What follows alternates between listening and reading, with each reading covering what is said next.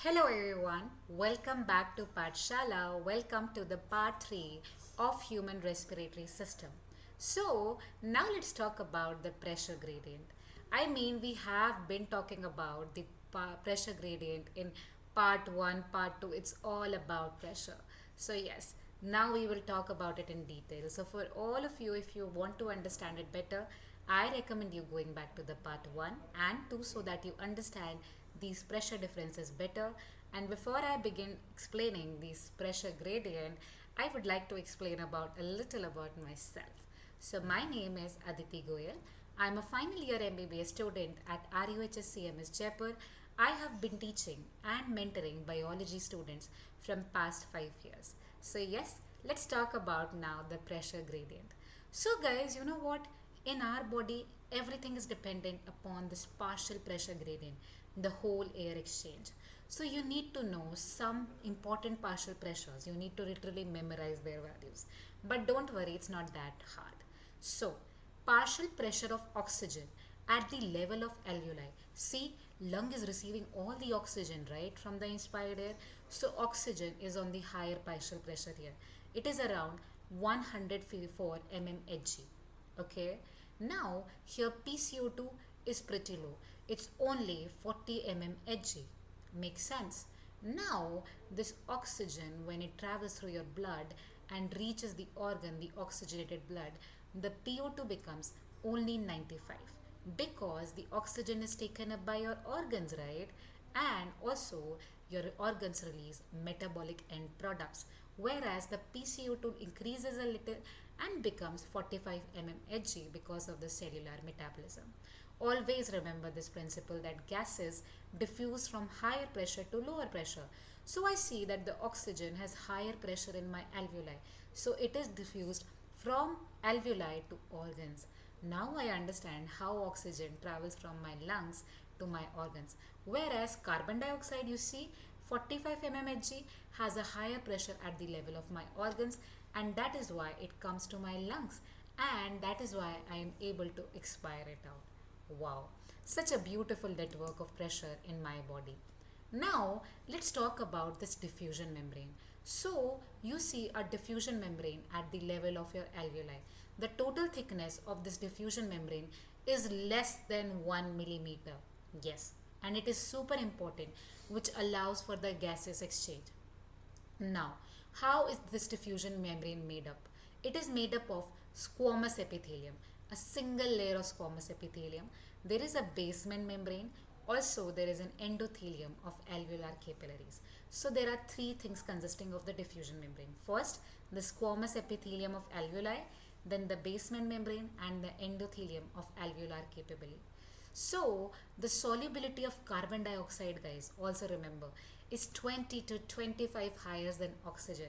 So, that allows its faster diffusion across the membrane.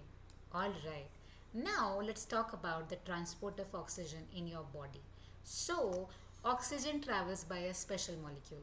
As we just got to know that oxygen is not as diffusible as carbon dioxide is, also it is not as soluble as carbon dioxide is.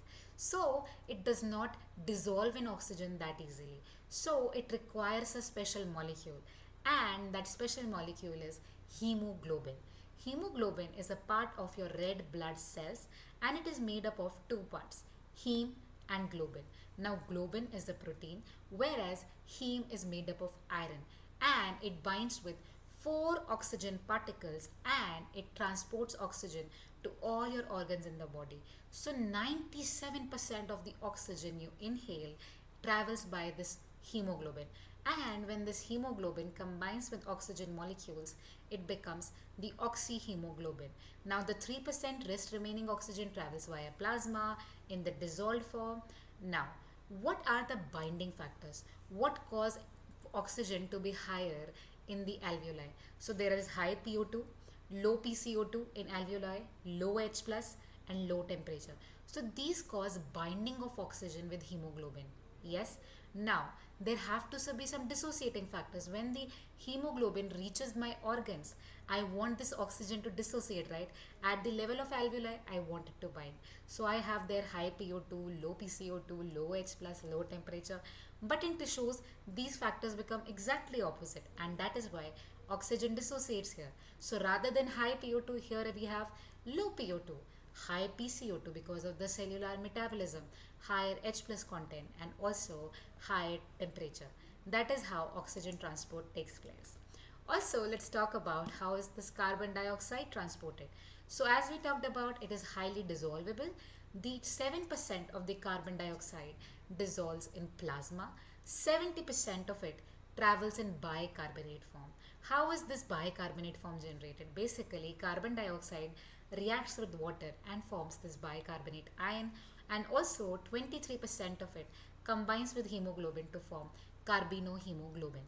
So, high partial pressure of oxygen in alveoli interferes with carbon dioxide binding with hemoglobin. So, therefore, it releases its promotes its release, and that is how we are able to expire the carbon dioxide. What a beautiful system. So I know now you understand how this diffusion and transport of gases happens throughout the body. And yes, if you are looking for such a complete study solution, you definitely need to check out Pathshala. They offer one-on-one live classes, instant doubt solving, and premium study materials that cover all grades and all boards. It's basically like having a personal tutor in your pocket. To get started, just download the app using the link in the description box, search for the subject you want to learn, and they will connect you with the best teachers in the country. Seriously, go check it out. The link is right down below. Also, guys, please like, share, and subscribe to this channel. And please let me know in the comments what all would you like to learn about. I'll be soon back with the fourth part of this chapter. Until then, keep studying. All the best. Bye bye, guys. Take care.